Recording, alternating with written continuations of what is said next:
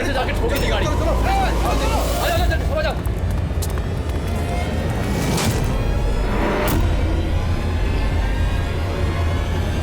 अरे बबलू भाई, अंदर तो देखो, ड्राइवर नहीं है।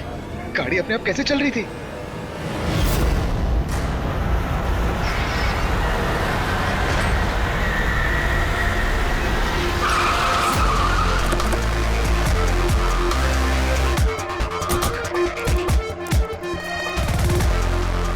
सलाम साहब।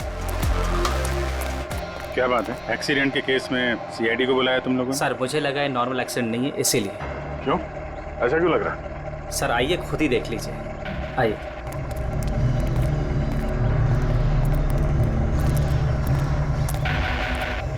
सर दरवाजा खुल नहीं रहा था, बड़ी मुश्किल से हमने खोला इसे।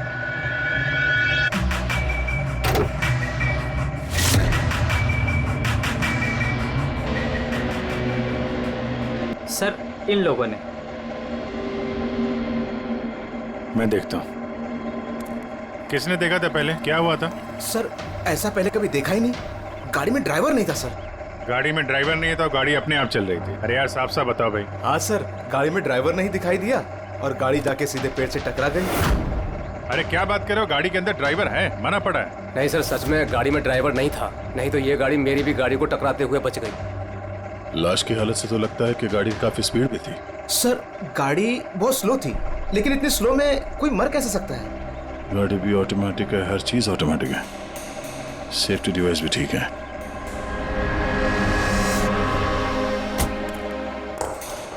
ये लोग तो बोल रहे हैं कि इन लोगों ने इसे ड्राइव करते हुए देखा ही नहीं। अच्छा, तो हो सकता है ये ड्राइवर पहले से घायल हो, जिसकी वजह से ये ड्राइविंग सीट से फिसल के स्टीयरिंग के नीचे जो जगह है वहां पे सरक गया और उसके बाद ही एक्सीडेंट हुआ हो। शायद इसीलिए नहीं दिखा होगा।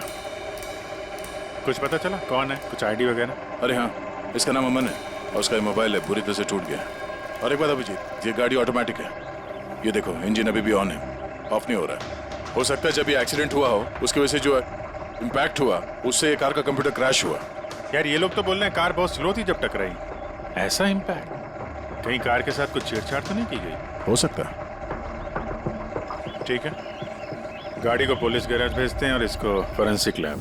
मैंने इस गाड़ी को अच्छी तरह से चेक किया है। इस कार को मॉडिफाई किया गया है, एक्स्ट्रा सेफ्टी फीचर्स दिए गए हैं। एक्स्ट्रा सेफ्टी फीचर्स जैसे कि? जो आम गाड़ियों में होता है उससे कहीं ज्यादा, जैसे कि एक्स्ट्रा एयर बैग्स, अच्छी क्वालिटी के शॉकअप्स, ज्यादा मजबूत कांच और अच्छी क्वालिटी के ज्यादा मजबूत सीट बेल्ट।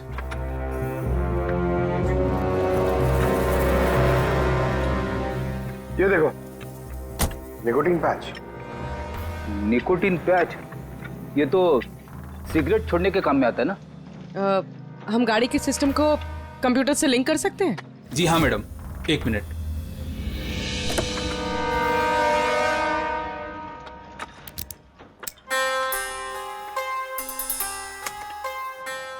मैम, किसी ने सेटिंग चेंज किया है। कार के सॉफ्टवेयर को हैक किया गया है। खिड़की के कांच से लेकर ब्रेक तक सब कुछ कोई और कंट्रोल कर रहा था। अगर सब कुछ कोई और कंट्रोल कर रहा था, फिर हादसे के बाद इंजन उसने बंद क्यों नहीं किया? टक्कर की वजह से कार का वायरलेस सिस्टम डैमेज हो गया था, इसलिए कार बंद नहीं हुई।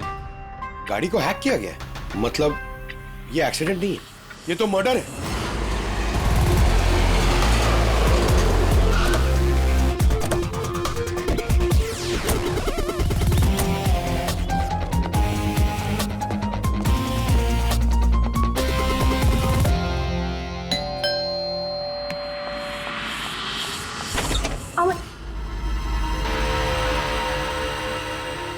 आप लोग?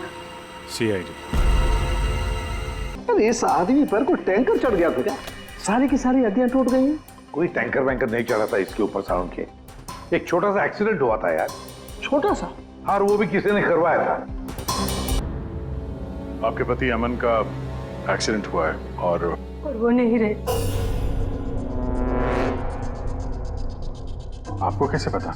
अमन को कार नहीं चलानी चाहिए थी, वो कभी कार नहीं चलाता था सर, क्योंकि उसे पता था कि छोटा सा झटका भी उसकी जान ले सकता है।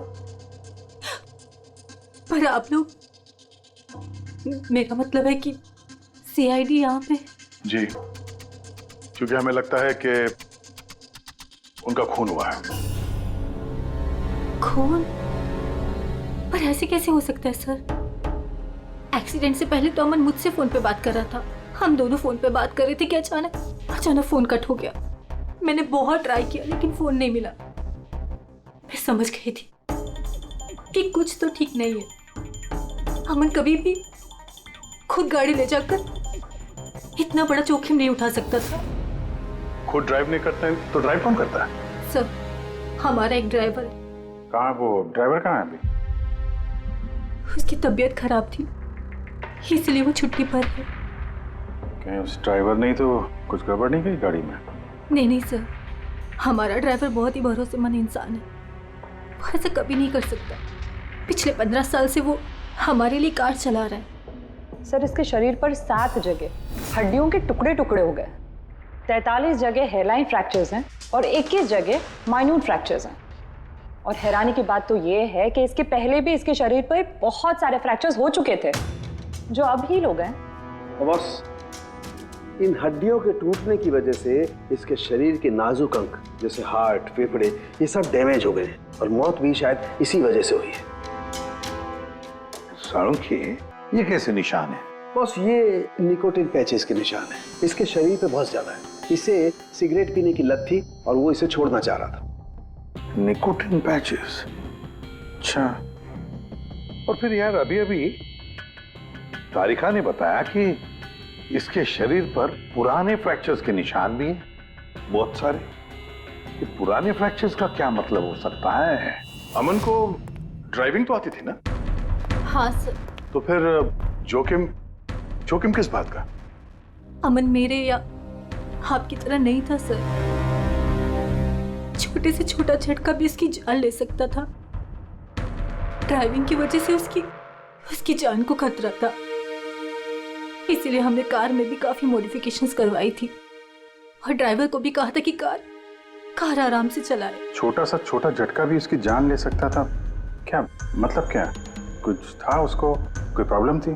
सर, अमन का शरीर कमजोर था, नाजुक था। यार तू क्या कर रहा है साळुंखे? अरे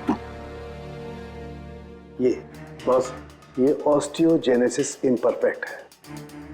ऑस्टियोजेनेसिस इम्परफेक्ट मतलब ब्रिटल बोन डिजीज? एग्जैक्टली, भंगुर अस्थि रोग। मतलब इसकी हड्डियां भंगुर हैं। और इसीलिए बॉस, इसकी हड्डियों को अगर जरा सा भी झटका लगे तो चकनाचूर हो सकती हैं। 25 से ज्यादा बार उसके फ्रैक्चर्स हो चुके थे। हमेशा खतरा रहता था उस पे। मुझसे जितना हो सके मैं उसकी सुरक्षा का ख्याल रखती थी ताकि उसे कोई झटका न लगे। घर में, कार में हमेशा उसकी सुरक्षा का ध्यान रखती थी। यहाँ तक कि जब अमन को पता चला कि सिगरेट पीने से हड्डियाँ कमजोर होती है तो अमन ने पूरी कोशिश की सिगरेट छोड़ने की। तभी इतने मामूली एक्सीडेंट से भी ये हाल हो गया था शरीर का। लेकिन वो अचानक गाड़ी लेके कहाँ गया था? सर, मुझे नहीं पता, लेकिन जब वो अकेला गाड़ी लेकर चला गया तो मुझे उसकी बहुत चिंता हुई और मैंने अमन को फोन किया। हेलो अमन। या बेबी बोलो। अच्छा, तो तुम खुद ड्राइव कर रहे हो। तुम्हें पता है ना तुम्हारा ड्राइव करना कितना ज्यादा खतरनाक है, लेकिन तुम मेरी बात सुनते तक नहीं।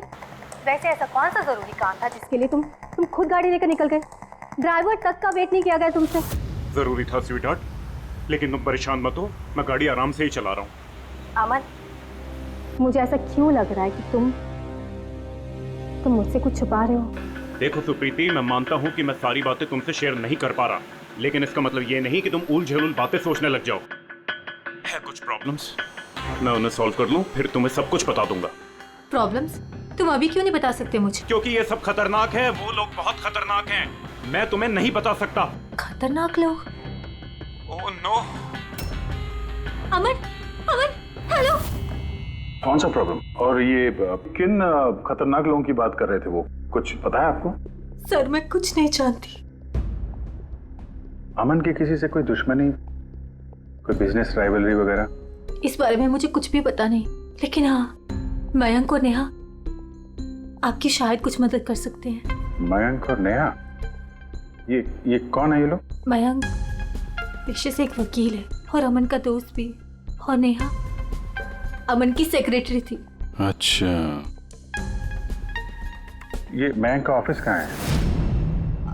अमन सर का खून? आप? मैं नेहा, अमन सर की सेक्रेटरी। लेकिन अमन की मौत तो एक्सीडेंट में हुई है ना? जी, मौत तो एक्सीडेंट में हुई है, लेकिन एक्सीडेंट अपने आप नहीं हुआ है। करिए, बताइए कि आप दोनों मिस्टर अमन को कब से जानते हो? मतलब कब से काम कर रहे हो उनके साथ? सालों से। हम लोग साथ में काम ही नहीं करते थे, बल्कि बहुत अच्छे दोस्त भी थे। अमन की बीमारी की वजह से ज़्यादातर बिजनेस वगैरह मैं ही हैंडल करता था। और नेहा जी आप? सिर्फ मैं और मयंक सर ही तो थे, अमन सर का पूरा बिजनेस संभालते थे। वैसे बिजनेस क्या है उनका? इन्वेस्टमेंट का बिजनेस है। हम लोग अलग अलग कंपनीज में पैसे लगाते थे और जब वो कंपनीज में मुनाफा होने लगे तो अपना परसेंटेज वापस ले लेते थे। ऐसी 50 कंपनीज है जहाँ पर पैसे लगाए थे अमन ने। किस तरह का कंपनीज में इन्वेस्ट करते थे? वैसे तो कई सारी कंपनीज में पैसे लगाए थे, लेकिन उनकी सबसे ज़्यादा दिलचस्पी 20-30 फार्मास्यूटिकल्स कंपनीज में थी।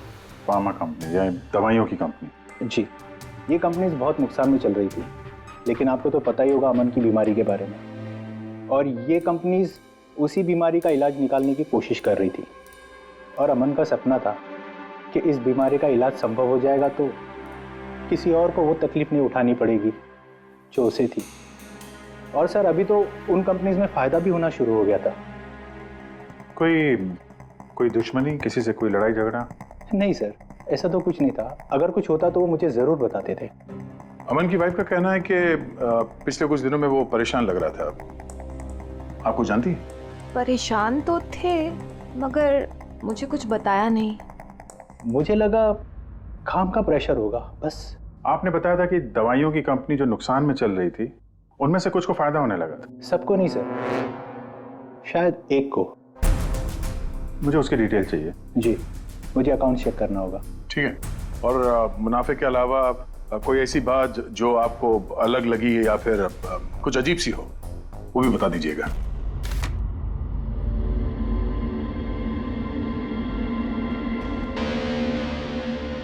ये जादव है सर, अमन का ड्राइवर।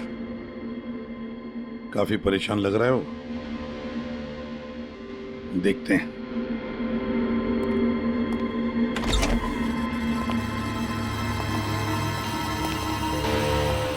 जादव? जी सर। अमन के ड्राइवर है ना? जी सर। क्यों, छुट्टी पर क्यों गए थे तुम? साहब, बीमार हूँ और अमन सर ने मुझे खुद छुट्टी दिया था। मिस्टर अमन को तुम ही लेके जाते थे ना? जी मैडम, अमन सर मेरे साथ ही जाते थे। कभी वो कोई टैक्सी वगैरह नहीं लेते थे। तो फिर तुम तो हमें बता सकते हो कि अमन साहब कहाँ कहाँ जाते थे, है ना? जी जी। ये देखो जादव, ये जगह पर उनकी मौत हुई थी। अब ये जो रास्ता है ये कहाँ पर जाता है या फिर वो इस रास्ते पर कहाँ जा रहे थे, ये तुम्हें पता है? मुझे नहीं पता है।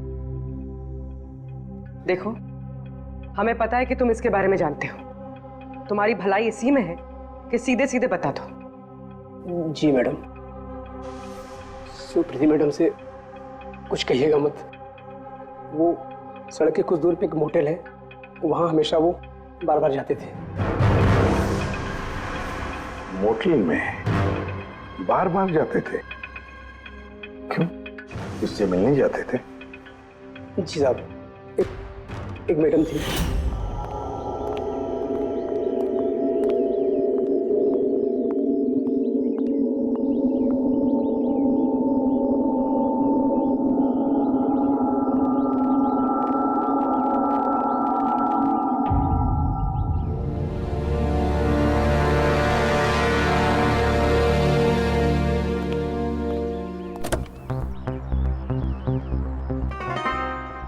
सुन जादव, ये जो कुछ भी तुमने देखा इस बारे में किसी से कुछ मत कहना, सुप्रीति भाभी से भी नहीं, समझे? ओके? जी सर। मैडम थी। मतलब अमन का उस औरत के साथ चक्कर चल रहा था। जी छोटी मुंह बड़ी बात, साहब छुप छुप के उस मैडम से अगर मिलते थे तो इसका मतलब तो यही निकलता है। अमन उस औरत से मिलने जा रहा था जब यह हादसा हुआ। तो हो सकता है वो औरत अब भी वहीं पर हो, उसी मोटल में। चलकर मिलना पड़ेगा इस औरत से।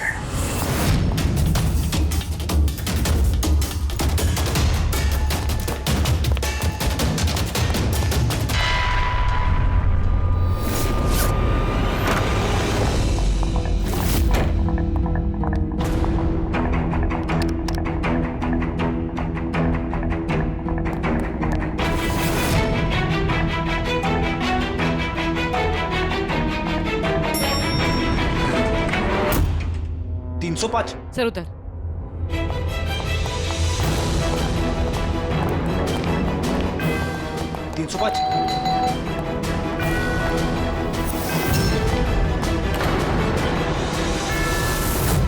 रूही, नो। ए, रुको। पूर्वी, रूही मुझे मत मारो, मुझे मत मारो प्लीज। रुको। रूही, रूही, ए रूही, रूही, रूही, रुको, रूही।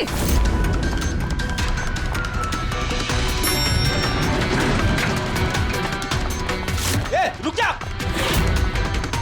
रूही, रुको। ए रुक जा। रूही, मार दो मुझे, लेकिन तुम लोग भी बच नहीं पाओगे। तुम लोगों का सच सबके सामने आ ही जाएगा। सच? कौन सा सच? मैं सब जान चुकी हूँ तुम लोगों के बारे में, सब जान चुकी हूँ। क्या बोल रही हो तुम? तुम्हें ऐसा क्यों लगता है कि हम तुम्हें मारेंगे? आओ। कौन सा सच? रूही, हम सीआईडी से। सीआईडी? चलो मान लिया रूही कि तुमने कुछ नहीं किया, लेकिन अगर तुमने कुछ नहीं किया तो वहां से भागी क्यों? मुझे लगा कि ये लोग मुझे मारने आए हैं। इसका मतलब कोई है जो तुम्हें मारना चाहता है? जी, वही लोग जिन्हें हम एक्सपोज करने वाले थे। उनके खिलाफ हमारे पास सारे सबूत थे। कौन लोग और कैसे सबूत? हाँ, बताओ।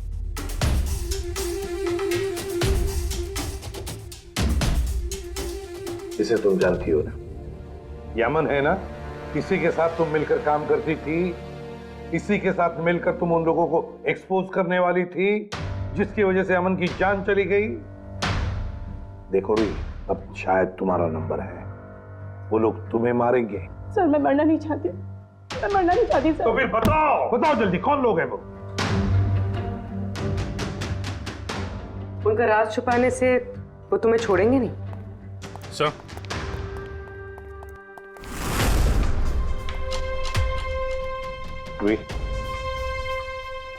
ये लो पानी पी लो, पियो।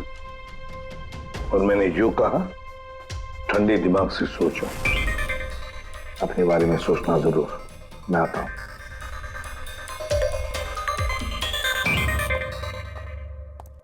घबराई हुई है, डरी हुई है।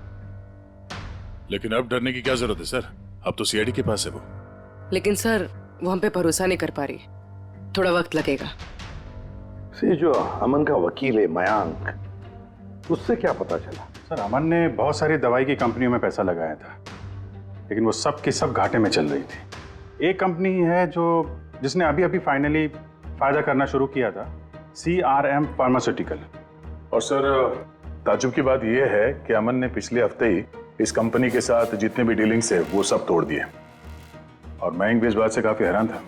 वही तो समझ में नहीं आ रहा है कि इस अमन ने जब ये कंपनी लॉस में जा रही थी तब उसके साथ तो डील नहीं तोड़ा, और जब ये कंपनी प्रॉफिट कर रही है तब डील तोड़ने जा रहा है। और सर वो मयंक से कभी कोई बात छुपाता नहीं था, उसने ये बात मयंक को बताई भी नहीं। हाँ सर, मयंक ने उसका भरोसा तोड़ दिया होगा सर। आओ जरा। रोही, CRM फार्मास्यूटिकल्स के साथ जो अमन की डील थी वो तुम्हारी वजह से कैंसिल हो गई है ना? वरना उसके पास ऐसी कोई वजह तो थी नहीं। अब सच सच बता दो कि डील तुमने क्यों तोड़वाई? क्योंकि उसने मेरे भाई का खून किया। भाई का खून? सर, मैं जिस शहर से आई हूँ उस शहर में बहुत पोल्यूशन है। मेरे भाई को पोल्यूशन से बहुत एलर्जी थी, उसे सांस लेने में बहुत तकलीफ होती थी। वो तो सिर्फ दवाइयों पर ही जिंदा था। एक मिनट, और वो दवाइयाँ थी CRM फार्मास्यूटिकल कंपनी की, हैं? जी सर, और सबकी सब नकली थी। मेरे भाई के ऊपर कोई असर ही नहीं कर रही थी, और ये बात हमें बहुत लेट पता चली और मेरे भाई की जान चली गई। तुम्हें कैसे पता चला कि वो दवाई नकली थी? सर, मैं खुद एक प्राइवेट कंपनी में केमिस्ट हूँ। जब ये दवाइयाँ मेरे भाई पर असर ही नहीं कर रही थी तो मुझे शक हुआ कि क्या बात हो सकती है। तो मैंने उन दवाइयों को खुद से टेस्ट किया और मेरा शक बिल्कुल सही निकला। सारी दवाइयाँ नकली थी। नकली थी मतलब? सर, हर एक दवाई एक खास केमिकल से बनती है और जिस दवाई की मेरे भाई को जरूरत थी वो केमिकल तो उस दवाई में था ही नहीं, जिसकी वजह से वो दवा उस पर असर भी नहीं कर रही थी। और अमन इस कंपनी में एक इन्वेस्टर था। जी सर, इसलिए मैं उससे मिलने भी गई थी, लेकिन वहां जाके पता चला कि इसमें तो उसका हाथ है ही नहीं। और उसने मुझसे प्रॉमिस किया कि वो मेरी इसमें मदद करेगा। अरे सर, आप यहाँ कैसे? कोई काम था क्या? हाँ, ये मेरी असिस्टेंट रूही है। हेलो। इसे देखना था कि दवाइयाँ कैसे बनती हैं। देख सकते हैं? कैसी बात कर रहे हैं सर? आपको कैसे मना कर सकते हैं? आइए मैं दिखा देता हूँ आपको। एक काम कीजिए, आप मेरे साथ बॉस के यहाँ चलिए, रूही अपने आप देख लेगी। रूही तुम जाओ। मैम आइए। एक मिनट सर, ज्यादा आगे मत जाना, आप यहीं तक देखना। आइए सर, मैं लेकर चलता हूँ। आप आइए। आइए सर।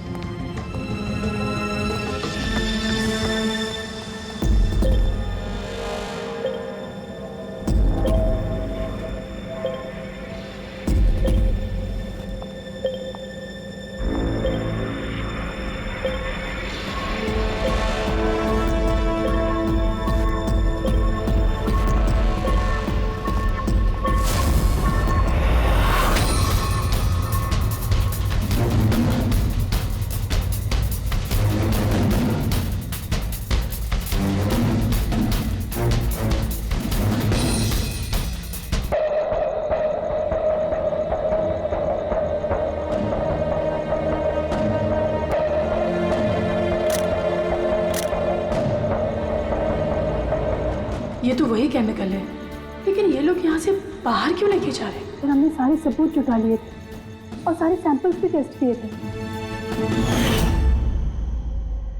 एक बात तो पक्की है कि सामन की मौत और CRM फार्मास्यूटिकल्स का कोई ना कोई संबंध जरूर है। कुछ ना कुछ तो गड़बड़ जरूर है। बॉस, इतनी सुरक्षित कार होने के बावजूद इसकी हड्डियां कैसे टूटी ये पता चल गया। अच्छा सर, अमन के खून में से हमें एक ऐसा केमिकल मिला है जिससे एपिलेप्टिक फिट्स आते हैं, मिर्गी का दौरा। माय गॉड, यार अमन को तो ब्रिटल बोन डिजीज था। मिर्गी का दौरा आ जाके वो गिर जाता, उसकी हड्डियां टूट जाती। इसी की वजह से इसकी मौत हुई है। तो मतलब जिसने भी ये किया वो जानता था अमन के ब्रिटल बोन्स डिजीज के बारे में, और उसे बड़े चालाकी से उसका नाजायज फायदा उठाया।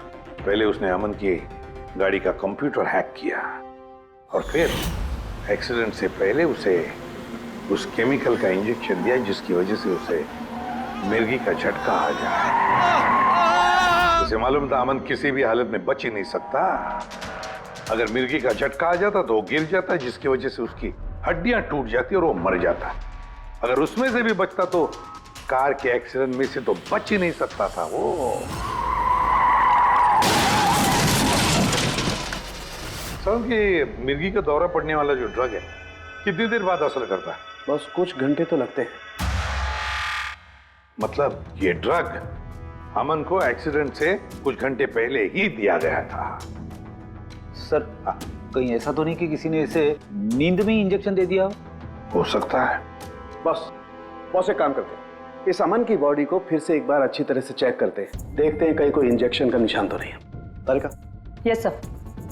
अच्छा साहब, की सीआरएम कंपनी की नकली दवा के बारे में क्या पता चला?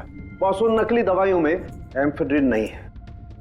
ओह, मतलब रूही सही कह रही थी। सर, सर ये कुछ केमिकल्स की लिस्ट है जो सीआरएम कंपनी ने पिछले महीने मंगाई थी। माय गॉड बॉस, इसमें तो वो केमिकल सबसे ज्यादा मात्रा में जो सीआरएम की दवाई में होना चाहिए था, 500 गैलन। 500 गैलन तो बहुत बड़ी गड़बड़ है, बहुत ही बड़ी गड़बड़ है। पंकज, अभिजीत और दया से कहो कि सीआरएम कंपनी में जाओ, वहां से मुझे फोन करें। और फ्रेडी, तुम और पूर्वी अमन के घर जाओ और पता लगाओ एक्सीडेंट के दिन अमन से कौन कौन मिलने आया था। इंजेक्शन? सर, अमन तो इंजेक्शन से बहुत डरता था। ऐसा हो ही नहीं सकता कि वो खुद को इंजेक्शन लगा ले। अपने आप नहीं लगवाया होगा तो किसी डॉक्टर से लगवाया होगा। नहीं सर, अमन तो इंजेक्शन के नाम से कोसों दूर भागता था और उसकी हेल्थ बिल्कुल ठीक थी। अगर कोई भी प्रॉब्लम होती तो वो कम से कम मुझे बताता। किसी और से नहीं लगवाया, खुद नहीं लगाया, तो फिर वो केमिकल उसके खून में पहुंचा कैसे? अच्छा बता सकती है, घर से निकलने से पहले अमन किस किस से मिला? मयंक और नेहा आई थी उससे मिलने। और हाँ मैम, एक आदमी आया था अचानक से, जसवंत। अब जसवंत? ये जसवंत कौन है? जी, जसवंत सीआरएम कंपनी का सीईओ है और अमन ने उसकी कंपनी में पैसे इन्वेस्ट किए थे।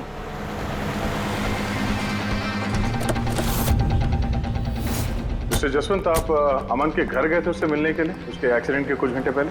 जी सर, मैं गया था लेकिन मिल नहीं पाया था। तो दरअसल उनकी वाइफ ने मुझे बताया कि वो सो रहे हैं, तो मैंने सोचा वो शायद मुझे अवॉइड करना चाहते होंगे, तो मैं वापस चला आया। पापा, अमन ने हमारे से बिजनेस डील कैंसिल की, फिर भी आप उससे मिलने गए थे? जी बेटा, क्योंकि मैं उनको वापस लाना चाहता था। सर वो हमारी नई यूनिट के लिए बहुत जरूरी था। तो जसवंत जी, जब आप अमन से मिलने उसके घर गए तो वाइफ सुप्रीति के अलावा वहां कोई और भी था? मैं जब गया तब तो वहां कोई नहीं था, लेकिन हाँ जब मैं वहां से निकला तो उनके लॉयर मिस्टर मयंक और सेक्रेटरी नेहा, वो दोनों जरूर उनके घर आए थे। अच्छा, ठीक है, thank you very much. Boss, ये देखो, ये निकोटिन पैच का हिस्सा और यहाँ पर देखो ये इंजेक्शन का निशान। खूनी ने यहीं से वो मिर्गी के दौरे वाला इंजेक्शन इसे दिया है। इसका ये हिस्सा सुन्न करके, हाँ, और वो इस पैच के जरिए। इसे इमला पैच कहते हैं। इमला पैच?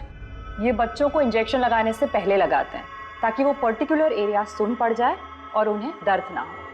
अब बॉस, ये इमला पैच और ये निकोटिन वाला पैच, ये देखो बॉस, ये दोनों पैच एक जैसे दिखते हैं, बिल्कुल एक जैसे।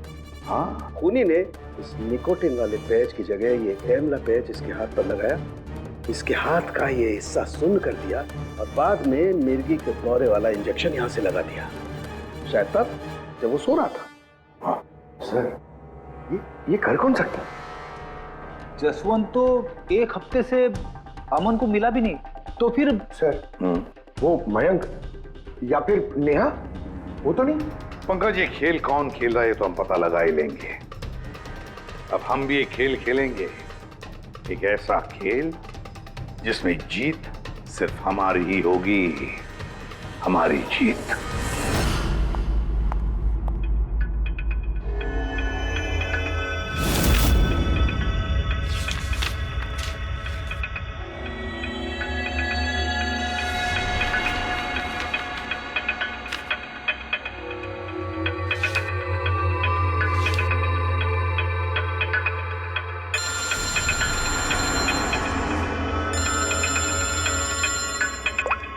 हेलो, मेरा कुरियर तो तुम तक पहुंच गया होगा। कौन है तुम? और ये सब मुझे क्यों भेजा है? तुम लोगों ने अमन को तो मार डाला, लेकिन तुम लोग मुझ तक नहीं पहुंच सकते। अगर तुम लोग चाहते हो कि मैं अपना मुंह बंद रखूं, तो मुझे 5 करोड़ रुपए देने होंगे। ये क्या बकवास कर रही हो? मुझे इन सब के बारे में कुछ नहीं पता। वो तो जब ये सबूत पुलिस तक पहुंच जाएंगे तो तुम्हें खुद ब खुद पता चल जाएगा कि मैं क्या कह रही हूँ और क्या बोल रही हूँ। देखो देखो देखो, मैं कुछ इंतजाम करता हूँ, मुझे थोड़ा सा टाइम दे दो। ठीक है, तुम्हें 2 दिन का वक्त मिलता है, मैं फिर कॉल करूँगी।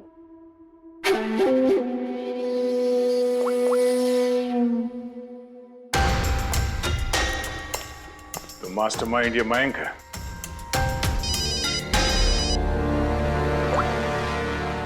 हेलो अभिजीत सर, मैं मयंक बोल रहा हूँ। सर मुझे एक कोरियर आया और एक लड़की का फ़ोन भी आया और उसने मुझसे 5 करोड़ रुपए मांगे, तो मैंने सोचा ये बात आपको बता दूँ। नहीं नहीं, बहुत अच्छा किया तुमने, मैं देखता हूँ। Thanks. Thank you so much. Mayank का फ़ोन था। उसने उस कोरियर रूही के बारे में बताया सर, और उसने ये भी कहा कि उसने जानबूझ के समय मांगा ताकि हम इस तक पहुंच सके। तो ये मयंक नहीं बल्कि कोई और ही है।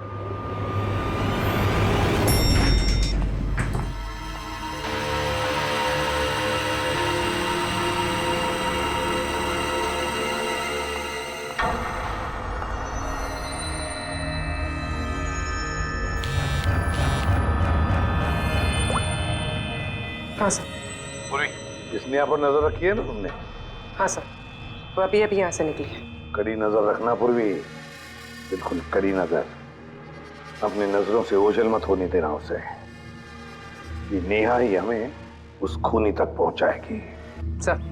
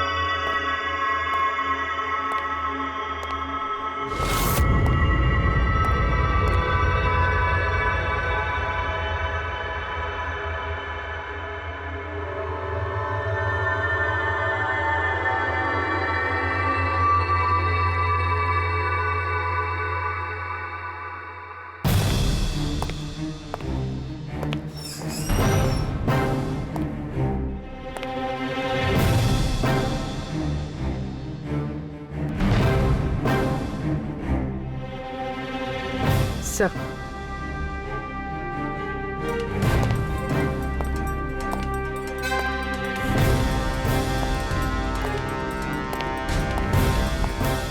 क्या हुआ?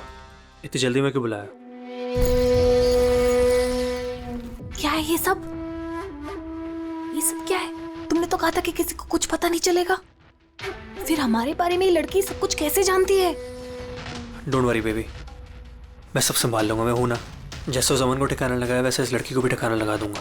तुम टेंशन मत लो, ओके?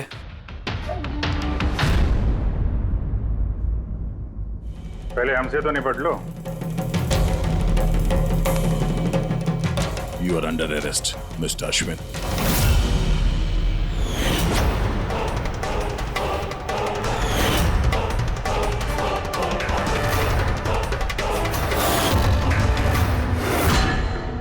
अश्विन के पास तो वजह थी, तुमने अपने बॉस का खून क्यों किया?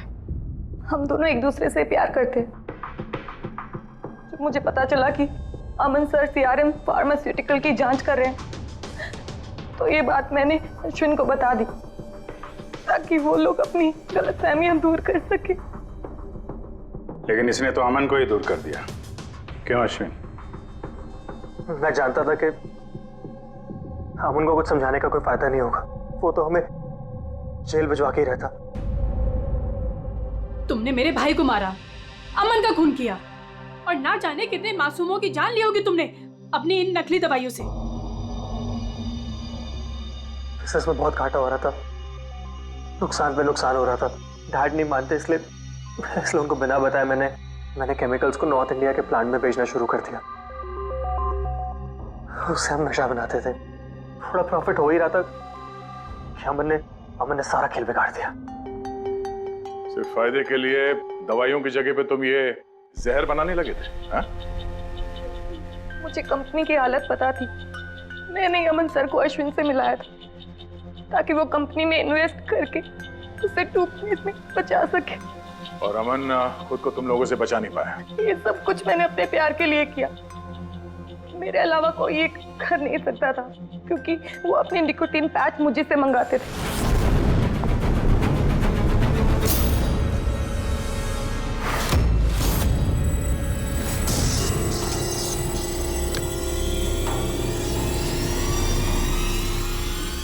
उसके अगले दिन जब हम अमन के घर पर गए।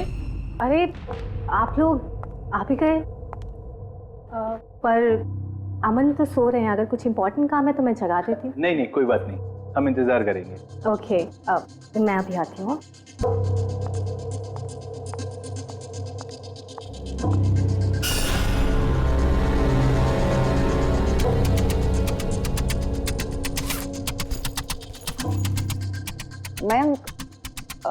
मैं जरा वॉशरूम होकर आऊं?